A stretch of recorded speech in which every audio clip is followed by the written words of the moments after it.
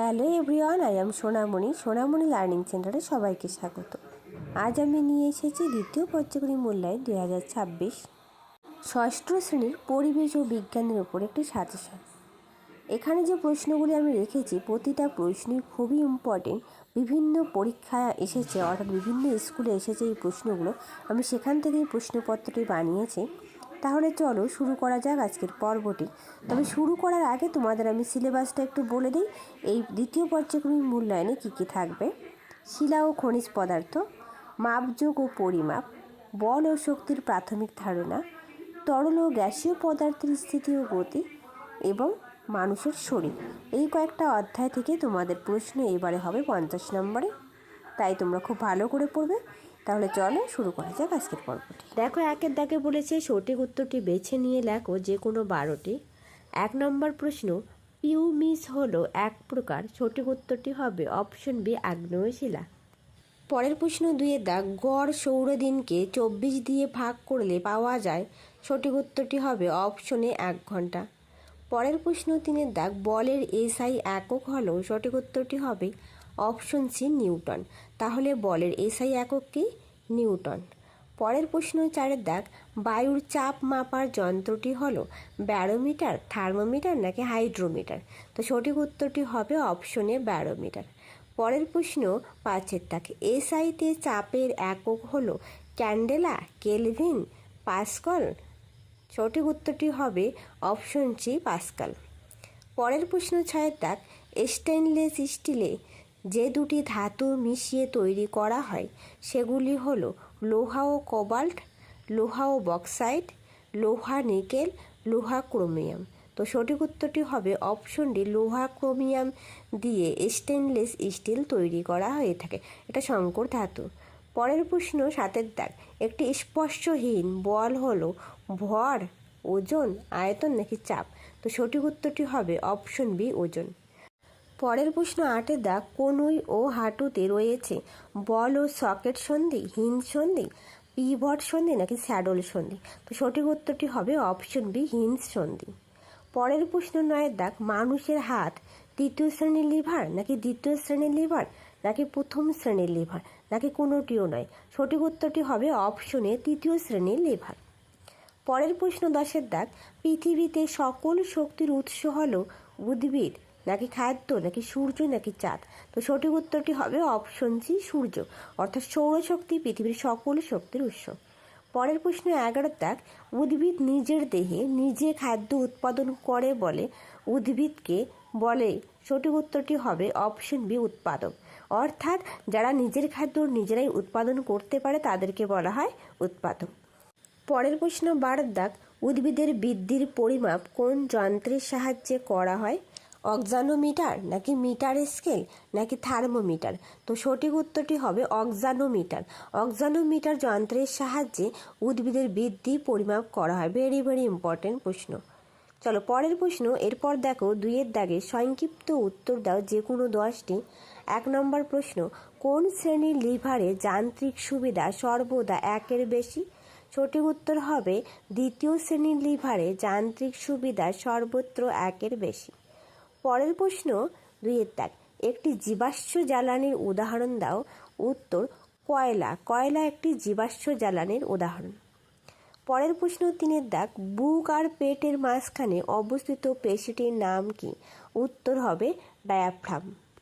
পরের প্রশ্ন 4 দাগ, এসআই পদ্ধতিতে দৈর্ঘ্যের একক কি? উত্তর, এসআই পদ্ধতিতে দৈর্ঘ্যের একক হলো মিটার।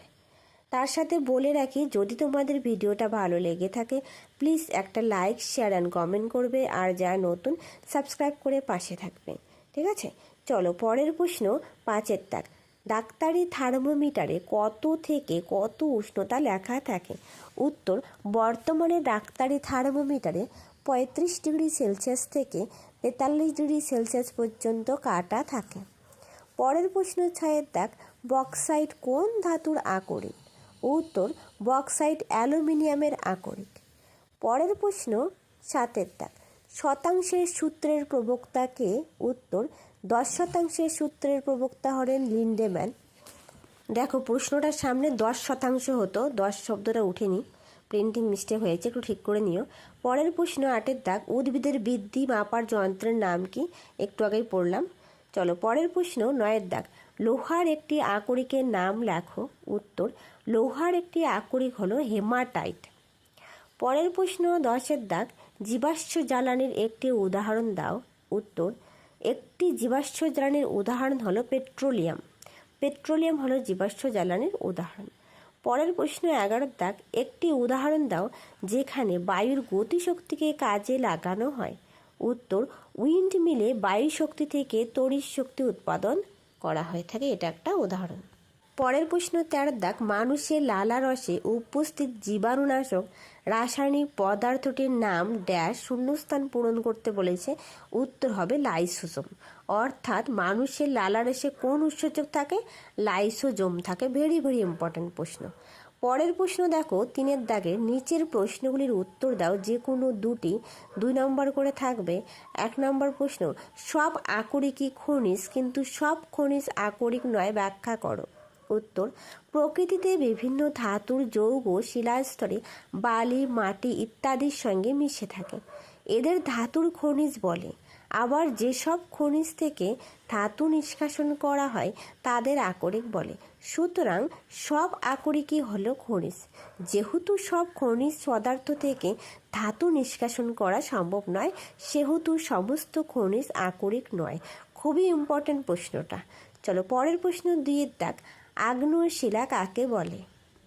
উত্তর, ভূগর্ভের উত্তপ্ত গলিত ম্যাগমা ভূপৃষ্ঠের কোনো দুর্বল স্থান ভেদ করে বা ফাটল পথে ভূগর্ভের বাইরে বেরিয়ে এসে ঠান্ডা বাতাসের সংস্পর্শে শীতল ও সঞ্চিত হয়ে যে কঠিন শিলার সৃষ্টি হয় তাকে আগ্নেয় শিলা বলে।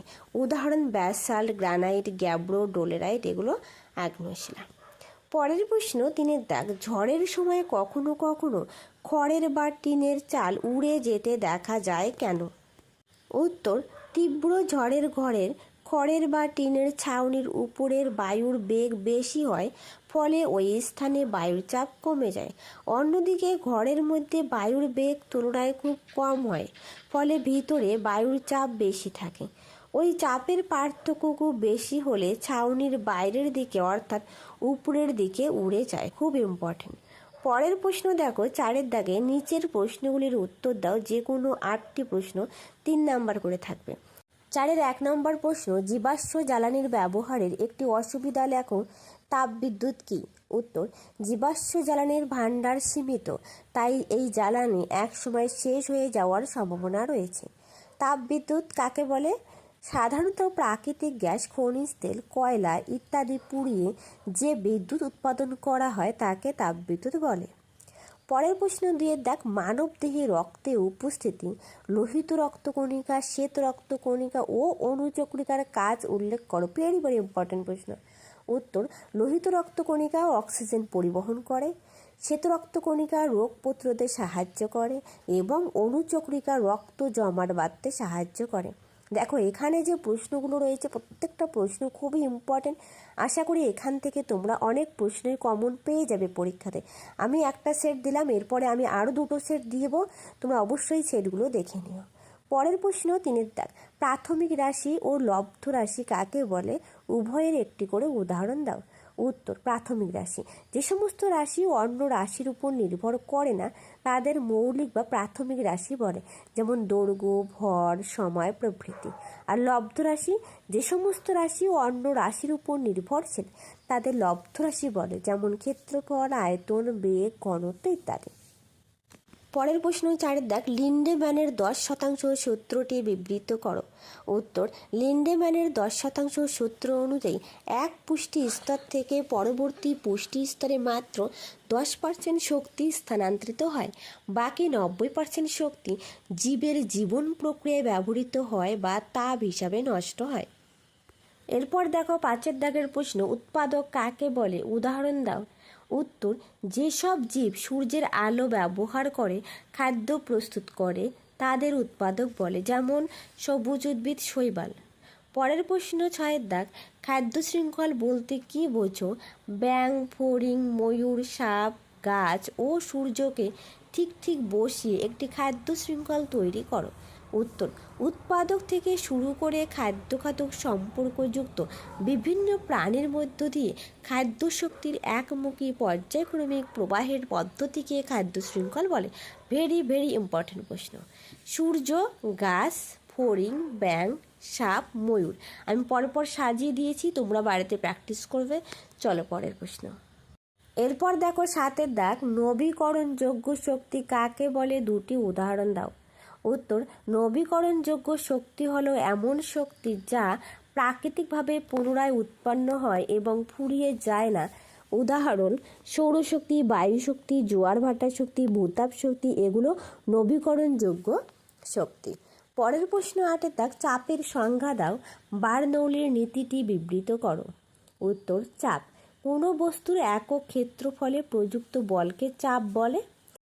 তারপর দেখো বার্নৌলির নীতি, কোনো তরল বা গ্যাস গতিশীল হলে যে স্থানে ওই তরল বা গ্যাসের বেগ বেশি সেই স্থানে ওই গ্যাস বা তরলের চাপ কম হয়। ভেরি ইম্পর্টেন্ট প্রশ্ন। চলো পরের প্রশ্ন। এরপর দেখো 9 দাগ, বস্তুর ভার বা ওজন কাকে বলে, কোথায় বস্তুর ওজন শূন্য। উত্তর, কোনো বস্তুকে পৃথিবী যে বলে তার কেন্দ্রের দিকে আকর্ষণ করে তাকে ওই বস্তুর ওজন বা ভার বলে। পৃথিবীর কেন্দ্রে কোনো বস্তুর ওজন শূন্য হয়। কোথায় শূন্য হয়? পৃথিবীর কেন্দ্রে। পরের প্রশ্ন 10 দাগ, রক্তের উপাদানগুলি কী কী। উত্তর, রক্তের অধিকাংশ অংশ হলো জলীয় অংশ যার নাম রক্তরস বা প্লাজমা। এছাড়াও রক্তে 3 ধরনের কণিকা থাকে, লোহিত রক্ত কণিকা, শ্বেত রক্ত কণিকা ও অনুজ কণিকা। এছাড়াও রক্তের মধ্যে কিছু চিনি এবং নুন থাকে। ঠিক আছে, এইভাবে তোমরা খুব সুন্দর করে লিখবে। পরের প্রশ্ন 12 দাগ, আকরিক কাকে বলে, তামার আকরিকের একটি উদাহরণ দাও। উত্তর, যে সকল খনিজ থেকে লাভজনকভাবে ধাতু বা অধাতুকে সংগ্রহ বা নিষ্কাশন করা যায় সে সকল খনিজকে আকরিক বলে। তামার আকরিক, তামার একটি আকরিক হলো কপার পাইরাইটস বা চালকো পাইরাইটস, বা কথাটা একটু হাইফেন দিয়ে হতো, বা চালকো পাইরাইটস। তাহলে আজ রইল এই পর্যন্ত, আবার দেখা হবে নতুন আরেকটা ভিডিওতে। যদি তোমাদের ভিডিওটা ভালো লেগে থাকে প্লিজ একটা লাইক, শেয়ার অ্যান্ড কমেন্ট করবে, আর যারা নতুন সাবস্ক্রাইব করে পাশে থাকবে। থ্যাংক ইউ এভরিওয়ান, ভালো থাকবে।